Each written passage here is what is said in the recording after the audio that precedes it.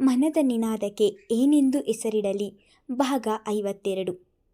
ಅಂದು ಸುಗುಣ ಅವರು ಒಬ್ಬರೇ ತನ್ನ ತಮ್ಮನ ಮಗಳನ್ನು ನೋಡಿಕೊಂಡು ಬರಲೆಂದು ತವರು ಮನೆಗೆ ಬಂದಿದ್ದರು. ಅಕ್ಕ, ನಿನಗೇನು ಬುದ್ಧಿ ಇದೆಯಾ? ಭಾವನಿಗೆ ಬುದ್ಧಿ ಇಲ್ಲ ಎಂದು ಹಾಗೆ ಮಾತನಾಡಿದರೆ ನೀನು ಕೂಡ ಅವರ ತಾಳಕ್ಕೆ ಕುಣಿಯುತ್ತಿದ್ದೀಯಲ್ಲ. ನರೇಂದ್ರ, ಯಾಕೆ ಹಾಗೆ ಮಾತನಾಡುತ್ತಿದ್ದೀಯಾ? ಈಗ ಏನಾಯಿತು ಎಂದು ಈ ರೀತಿ ಹೇಳುತ್ತಿದ್ದೀಯಾ ನೀನು? ಇನ್ನೂ ಏನೋ ಆಗಬೇಕು ಅಕ್ಕ. ಆ ಮಹಿಮಾಳನ್ನು ಈಗಲೇ ಸೊಸೆ ಎಂದು ತಲೆಯ ಮೇಲೆ ಹೊತ್ತು ಮೆರೆಸುತ್ತಿದ್ದಾರಲ್ಲ, ಇದು ಸರಿಯಾ?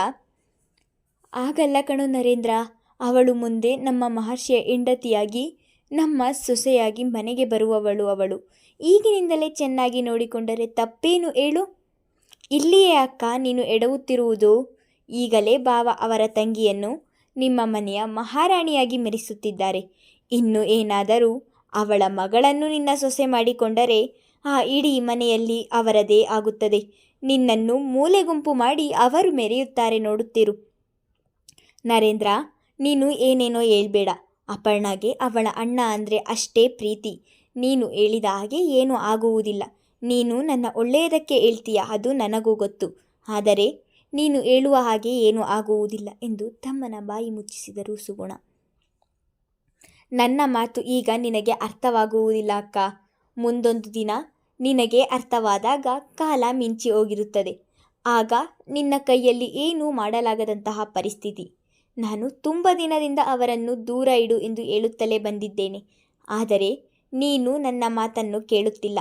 ಮುಂದೊಂದು ದಿನ ನಿನಗೆ ಕೆಟ್ಟ ಅನುಭವವಾದಾಗ ನನ್ನ ತಮ್ಮ ಹೇಳಿದ ಮಾತು ಸರಿ ಎಂದು ನೀನೇ ಹೇಳುತ್ತೀಯ ಎಂದವರು ಇಷ್ಟು ದಿನ ತನ್ನ ಮನದಲ್ಲಿ ಇದ್ದ ಮಾತನ್ನು ತನ್ನ ಅಕ್ಕನ ಮುಂದೆ ಹಿಡಿಯಲು ಅದಾಗಲೇ ತಯಾರಾದರು. ಅಲ್ಲ ಅಕ್ಕ, ಮಹರ್ಷಿ ಇನ್ನು ಚಿಕ್ಕವನು. ಚಿಕ್ಕವನಿರುವಾಗಲೇ ಅವನಿಗೆ ಇದೇ ಹುಡುಗಿ ಎಂದು ಯಾರಾದರೂ ಮೊದಲೇ ಹೇಳುತ್ತಾರಾ ಹೇಳು? ನನ್ನ ಅಕ್ಕನ ಮಗನಿಗೆ ನನ್ನ ಮಗಳನ್ನು ಕೊಟ್ಟು ಮದುವೆ ಮಾಡಬೇಕು ಎಂದು ನನಗೆ ಆಸೆ ಇರುವುದಿಲ್ಲವಾ? ಇದರ ಬಗ್ಗೆ ಒಂದು ದಿನವಾದರೂ ನೀನು ನನ್ನ ಬಳಿ ಕೇಳಲೇ ಇಲ್ಲವಲ್ಲ ಎಂದರು ಅಸಮಾಧಾನದಲ್ಲಿ. ಇದೇನೋ ಹೀಗೆ ಮಾತಾಡ್ತಿದ್ದೀಯ ನರೇಂದ್ರ? ಮಹಿಮಾ ಹುಟ್ಟಿದ ದಿನವೇ ಇವಳೇ ನಮ್ಮ ಮನೆಯ ಸೊಸೆ ಎಂದು ನಿಮ್ಮ ಭಾವ ಹೇಳಿದ್ದಾರೆ. ಅಂಥದ್ದರಲ್ಲಿ ಈಗ ನನ್ನ ತಮ್ಮನ ಮಗಳನ್ನು ತಂದುಕೊಳ್ಳೋಣ ಎಂದರೆ ಅದು ಸರಿಯಾದ ಮಾತಾ? ನೀನೇ ಹೇಳು. ಅಲ್ಲದೆ ಮಹಿಮಾ ಮೊದಲು ಹುಟ್ಟಿದವಳು. ಆಗ ನಿನಗೆ ಇನ್ನೂ ಮಗಳೇ ಹುಟ್ಟಿರಲಿಲ್ಲ. ನಮ್ಮ ಮಹರ್ಷಿಗೆ ನಿನ್ನ ಮಗಳು ಬಹಳ ಚಿಕ್ಕವಳಾಗ್ತಾಳೆ. ಎಲ್ಲಿಂದ ಜೋಡಿಯಾಗುತ್ತೆ ನೀನೇ ಹೇಳು ಎಂದರೆ ತಮ್ಮನ ಮುಖ ಚಿಕ್ಕದಾದದನ್ನು ನೋಡಿ, ಈಗೇನೋ ನಿನ್ನ ಮಗಳು ನನ್ನ ಮನೆಯ ಸೊಸೆಯಾಗಬೇಕು ತಾನೇ? ಅದಕ್ಕೆ ಮಹರ್ಷಿಯೇ ಆಗಬೇಕೆಂದು ಇಲ್ಲ. ನಮ್ಮ ಅಭಿ ಇದ್ದಾನಲ್ಲ, ಅವನಿಗೆ ನಿನ್ನ ಮಗಳನ್ನು ತಂದುಕೊಳ್ಳುತ್ತೇನೆ ಬಿಡು. ಆಗ ನಿನಗೂ ಸಂತೋಷವಾಗುತ್ತದೆ, ನನಗೂ ಈ ಬಂಗಾರಿಯನ್ನು ನನ್ನ ಸೊಸೆ ಮಾಡಿಕೊಂಡ ಹಾಗೆ ಆಗುತ್ತದೆ ಎಂದು ತಮ್ಮನ ಮಗಳನ್ನು ತನ್ನ ಮಡಿಲಿನಲ್ಲಿ ಕೂರಿಸಿಕೊಳ್ಳುತ್ತಾ ಹೇಳಿದರು. ಅಪರ್ಣ ಮಗಳು ನಿನ್ನ ಮನೆಯಲ್ಲಿ ಹಿರಿ ಸೊಸೆ ಪಟ್ಟ ಹೊತ್ತು ಮೆರೆದರೆ ಅವಳ ಕೈ ಕೆಳಗೆ ಕೆಲಸ ಮಾಡಲು ನನ್ನ ಮಗಳನ್ನು ಕಿರಿ ಸೊಸೆಯಾಗಿ ಕಳುಹಿಸಬೇಕಾ? ಅದು ಎಂದಿಗೂ ಸಾಧ್ಯವಿಲ್ಲ. ನನ್ನ ಮಗಳಿಗೆ ಹಿರಿ ಸೊಸೆ ಸ್ಥಾನ ಸಿಗಲೇಬೇಕು. ಮಹರ್ಷಿ ಏನು ಬಹಳ ದೊಡ್ಡವನಾಗುವುದಿಲ್ಲ. ಏನಾದರೂ ಆಗಲಿ ನನ್ನ ಮಗಳೇ ಆ ಮನೆಯ ಮೊದಲ ಸೊಸೆಯಾಗಬೇಕು. ವರ್ಮ ಮನೆಯಲ್ಲಿ ನನ್ನ ಮಗಳು ಮಹಾರಾಣಿಯಾಗಿ ಮೆರೆಯಬೇಕು ಎಂದು ಮನದಲ್ಲಿಯೇ ಹೇಳಿಕೊಂಡಿದ್ದರು. ನರೇಂದ್ರ ಅವರಿಗೆ ಮೊದಲಿನಿಂದಲೂ ಅಪರ್ಣ ಅವರನ್ನು ಕಂಡರೆ ಆಗುವುದಿಲ್ಲ. ಅದಕ್ಕೆ ಕಾರಣ ರಾಜೇಂದ್ರ ಅವರು ತನ್ನ ತಂಗಿಯನ್ನು ಅತಿಯಾಗಿ ಪ್ರೀತಿಸುವುದನ್ನು ನೋಡಿ ಆ ಮನೆಯಲ್ಲಿ ತನ್ನಕ್ಕನಿಗಿಂತ ಅವಳಿಗೆ ಮೊದಲ ಸ್ಥಾನ ಸಿಗುತ್ತಿದೆ. ಆ ಮನೆಯಲ್ಲಿ ಯಾವಾಗಲೂ ತಂಗಿ ಗೆಳೆಯನದ್ದೇ ಕಾರುಬಾರು ಎನ್ನುವ ಕೋಪದಿಂದ ಅಪರ್ಣ ಅವರನ್ನು ಕಂಡರೆ ಆಗುತ್ತಿರಲಿಲ್ಲ. ಮಹಿಮಾ ಹುಟ್ಟಿದಾಗಿನಿಂದಲೂ ಇವಳೇ ನನ್ನ ಸೊಸೆ ಎಂದ ರಾಜೇಂದ್ರ ಅವರ ಮಾತು ಉರಿಯುವ ಬೆಂಕಿಗೆ ತುಪ್ಪ ಸುರಿದ ಹಾಗೆ ಆಗಿತ್ತು ನರೇಂದ್ರ ಅವರಿಗೆ. ಆಗಿನ್ನೂ ತಮಗೆ ಮಗಳು ಹುಟ್ಟಿರಲಿಲ್ಲ. ಮಹಿಮಾ ಹುಟ್ಟಿದ 3 ವರ್ಷಕ್ಕೆ ಹುಟ್ಟಿದವಳೇ ಅಹನ. ಮಗಳು ಹುಟ್ಟಿದ ಮೇಲೆ ತನ್ನ ಮಗಳನ್ನು ಮಹರ್ಷಿಗೆ ಕೊಟ್ಟು ಮದುವೆ ಮಾಡಬೇಕು ಎನ್ನುವ ಹಠ ಬೆಳೆಯುತ್ತಾ ಹೋಗಿತ್ತು. ಈಗಾಗಲೇ ಹಠ ಬೆಳೆದು ಹೆಮ್ಮರವಾಗಿ ನಿಂತಿದೆ. ಲೋ ಮಹರ್ಷಿ, ಇವತ್ತು ಹೇಗಿದ್ರೂ ಸ್ಕೂಲ್ ಇಲ್ಲ. ಮೊನ್ನೆ ಭದ್ರಣ್ಣ ತೋಟದಲ್ಲಿ ಸೀಬೆಹಣ್ಣು ಆಗಿದೆ ಎಂದು ಹೇಳುತ್ತಿದ್ದರು. ಬಾರೋ ಹೋಗೋಣ ಎಂದಳು. ಅಂದು ಶಾಲೆಗೆ ರಜೆ ಇದ್ದಿದ್ದರಿಂದ ರಾಜೇಂದ್ರ, ಸುಗುಣ ಅಪ್ಪಣ್ಣ, ಮಾಧವನ್ ನಾಲ್ವರು ಊರಿನ ಯಾವುದೋ ಒಂದು ಮದುವೆಗೆಂದು ಹೋಗಿದ್ದರು. ಬಿಸಿಲು ಮಕ್ಕಳನ್ನು ಕರೆದುಕೊಂಡು ಹೋಗುವುದು ಬೇಡ ಎಂದು ಮನೆಯಲ್ಲಿಯೇ ಬಿಟ್ಟು ಹೋಗಿದ್ದರು. ಹೋಗೆ, ನಿನಗೇನೋ ಕೆಲಸ ಇಲ್ಲ ಎಂದರೆ ನನಗೆ ಕೆಲಸ ಇಲ್ವಾ? ಓದುವುದು ತುಂಬ ಇದೆ. ನಾಳೆ ಎಕ್ಸಾಮ್ಸ್ ಇದೆ. ನಾನು ಓದ್ಕೋಬೇಕು.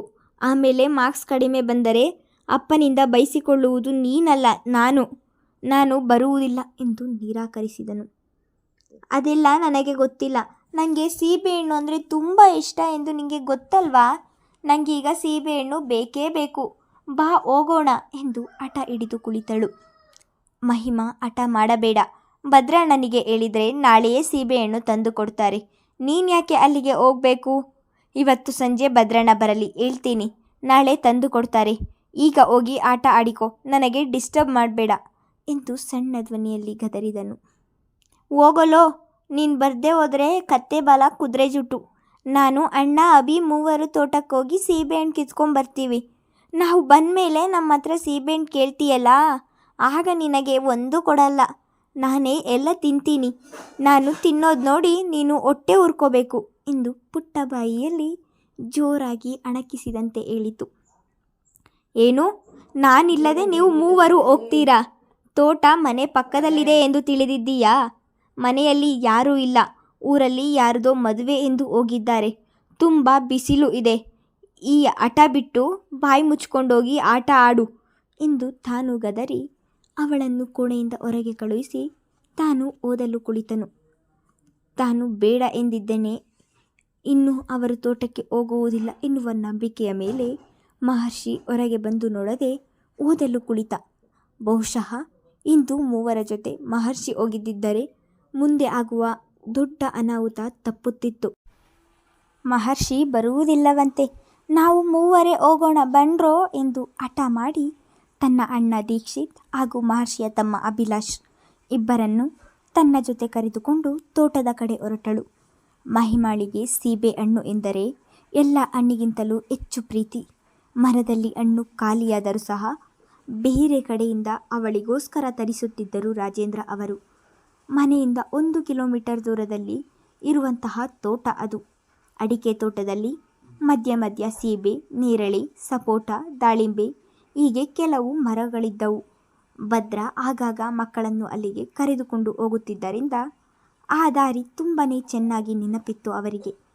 ಮೂವರು ಮಾತನಾಡಿಕೊಂಡು ನಡೆದುಕೊಂಡೇ ಹೋಗಿದ್ದರು ಅಲ್ಲಿಗೆ. ಓದುತ್ತಿದ್ದ ಮಹರ್ಷಿ ತಮ್ಮ ಮನೆಯ ಮುಂದೆ ಕಾರಿನ ಶಬ್ದವಾದಾಗ ಹೊರಗೆ ಬಂದಿದ್ದನು.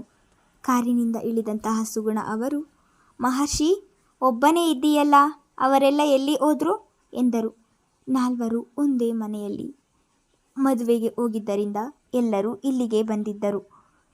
ಆಗ ಮಹರ್ಷಿಗೆ ಮಹಿಮಾ ತೋಟಕ್ಕೆ ಹೋಗೋಣ ಎಂದದ್ದು ನೆನಪಾಗಿ, ಅಮ್ಮ, ಮಹಿಮಾ ತೋಟಕ್ಕೆ ಹೋಗೋಣ ಎಂದು ಕರೆದಳು.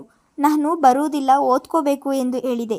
ನನಗೆ ಗೊತ್ತಿಲ್ಲದೆ 3 ಜನನು ತೋಟಕ್ಕೆ ಹೋಗಿದ್ದಾರೆ ಅನಿಸುತ್ತೆ ಅಮ್ಮ ಎಂದು ಭಯದಲ್ಲಿಯೇ ಹೇಳಿದನು. ಮಕ್ಕಳನ್ನು ನೋಡಿಕೊಳ್ಳುವುದು ಬಿಟ್ಟು ಬಿಸಿಲಲ್ಲಿ ತೋಟಕ್ಕೆ ಹೋಗಿದ್ದಾರೆ ಎಂದು ಹೇಳ್ತಿದ್ದೀಯಲ್ಲ, ನಾವು ಬಂದ ಮೇಲೆ ಓದ್ಕೋಕ್ಕಾಗ್ತಾ ಇರಲಿಲ್ವಾ ಎಂದು ರಾಜೇಂದ್ರ ಅವರು ಗದರಿದರು. ಅಣ್ಣ, ಅವನಿಗೆ ಯಾಕೆ ಗದರ್ತೀಯ? ಈ ಮಹಿಮಾಳೆ ಹಠ ಮಾಡಿ ಕರೆದುಕೊಂಡು ಹೋಗಿರ್ತಾಳೆ. ತೋಟದಲ್ಲಿ ಇರ್ತಾರೆ ಬಿಡು ಎಂದರು. ಮಹರ್ಷಿ ಎಂದರೆ ಇನ್ನಿಲ್ಲದ ಪ್ರೀತಿ ಅವರಿಗೆ. ಅವನು ಈಗಾಗಲೇ ಮುಖ ಚಿಕ್ಕದು ಮಾಡಿಕೊಂಡದ್ದನ್ನು ನೋಡಿ ಬೇಸರವಾಯಿತು ಅವರಿಗೆ. ಭದ್ರನ ಕಡೆಗೆ ತಿರುಗಿ, ಭದ್ರ, ಹೋಗಿ ಮಕ್ಕಳನ್ನು ಕರೆದುಕೊಂಡು ಬಾ ಎಂದು ಹೇಳಿದರು. ಅವರ ಮಾತಿಗೆ ಆಯಿತು ಅಮ್ನೋರೆ ಎಂದು ಹೇಳಿ ಭದ್ರ ತೋಟದ ಬಳಿಗೆ ಕಾರಿನಲ್ಲಿ ಹೋಗಬಹುದಾಗಿದ್ದರಿಂದ ಕಾರನ್ನೇ ತೆಗೆದುಕೊಂಡು ಹೋಗಿದ್ದನು. ಕಾರನ್ನು ರಸ್ತೆ ಬದಿಯಲ್ಲಿ ನಿಲ್ಲಿಸಿದವನು ಅಲ್ಲಿಂದ 100 ಮೀಟರ್ ನಡೆದು ತೋಟದ ಒಳಗೆ ಹೋಗಿದ್ದನು. ಅದು ದೊಡ್ಡ ತೋಟವಾಗಿದ್ದರಿಂದ ಅವರು ಸೀಬೆಯ ಮರದ ಬಳಿಯೇ ಇರುತ್ತಾರೆ ಎಂದು ಅಂದಾಜಿಸಿದವನು ಸೀಬೆ ಮರದ ಬಳಿಗೆ ಬರುತ್ತಿದ್ದ ಹಾಗೆ ಆಘಾತವಾದಂತಾಗಿ ಹಾಗೆ ನಿಂತುಬಿಟ್ಟನು. ಇಬ್ಬರು ಗಂಡು ಮಕ್ಕಳು ಎದುರು ಬದುರಾಗಿ ರಕ್ತದ ಮಡುವಿನಲ್ಲಿ ಬಿದ್ದಿದ್ದರೆ ಮಹಿಮಾ ಒಂದು ಬದಿಯಲ್ಲಿ ಬಿದ್ದಿದ್ದಳು. 2 ಗಂಡು ಮಕ್ಕಳ ಕೈಯಲ್ಲೂ ಒಂದೊಂದು ಚಾಕು ಇತ್ತು. ಆ ದೃಶ್ಯವನ್ನು ನೋಡಿದ ಭದ್ರನಿಗೆ ಏನು ಮಾಡಬೇಕು ಎಂದು ತೋಚದೆ ಅಲ್ಲಿಯೇ ಕುಸಿದು ಕುಳಿತನು. ಮುಂದುವರೆಯುವುದು ಆ 2 ಗಂಡು ಮಕ್ಕಳನ್ನು ಯಾರು ಸಾಯಿಸುತ್ತಾರೆ ಎಂದು ಮುಂದಿನ ಸಂಚಿಕೆಯಲ್ಲಿ ತಿಳಿದುಕೊಳ್ಳೋಣ. ಧನ್ಯವಾದಗಳು.